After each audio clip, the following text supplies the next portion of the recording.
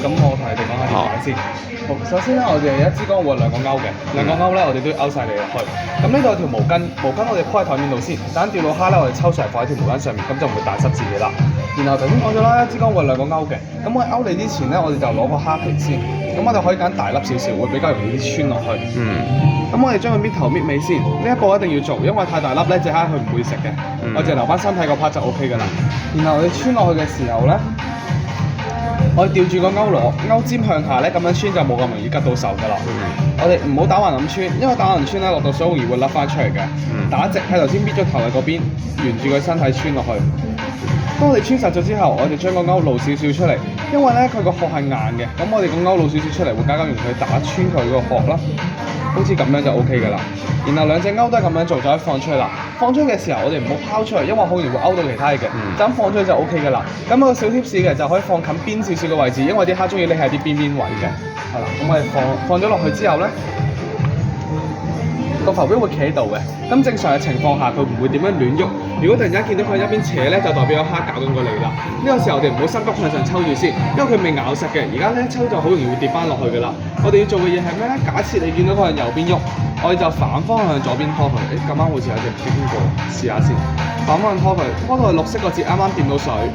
咁我就唔好再拖啦，因為再拖就會將勾扯翻出嚟嘅。hold 住喺度，等1秒鐘左右，留意下個浮標會彈翻上嚟。如果冇彈翻上嚟咧，就代表勾實咗啦。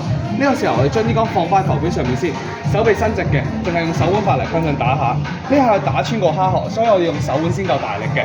咁假設你打中咗，你會 feel 到有重量，甚至佢跳緊嘅。呢個時候咧，我哋千祈唔好同夾硬扯住先，因為我打完一下停一停先，睇佢喐唔喐。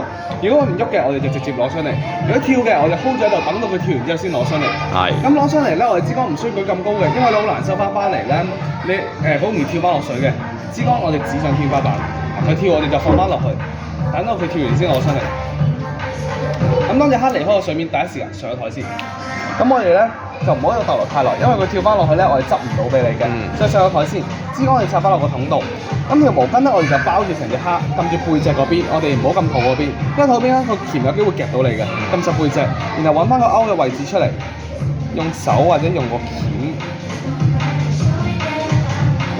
或者用呢個鉗咧去解翻佢，跟住放翻落個籃度就 O K 㗎啦。咁我再講多少少，因為頭先咁啱有蝦咧，我哋冇講得咁清楚，係啦，就係佢假設佢拖嘅時候咧，我哋反向拖啦。咁我哋拖嘅時候手踭提高少少，指支竿落去，但係我哋就唔好插落水，因為插落水咧條魚絲會打棘嘅。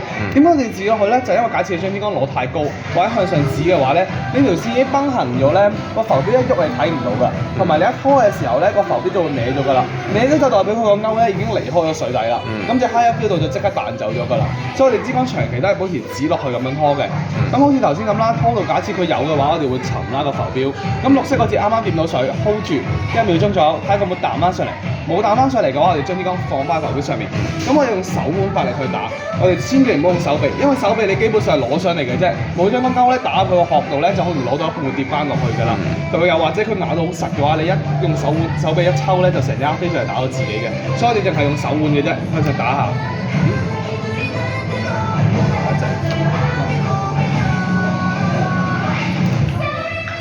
佢跳我哋就揚，佢跳我哋就揚。等到佢唔跳嘅時候，我哋就攞上嚟。大概係咁樣。咁你睇下有冇問題想問？明白，唔該。好，咁你玩住先。